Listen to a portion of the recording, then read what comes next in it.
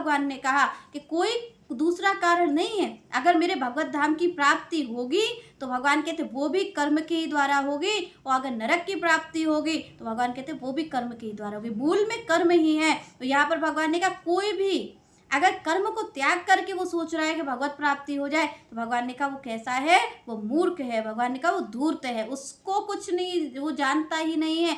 वो जो मूल कारण है वही उसको ही त्याग कर दे रहा है, क्योंकि मन, आप जानते हैं, सभी जानते हैं कि कर्म का त्याग संभव नहीं है। भगवान ने कहा कोई भी व्यक्ति हो, कोई भी सिद्ध महापुरुष क्यों ना हो, बिना कर्म के कोई भी नहीं रह सकता, वो तो कार्य करेगा।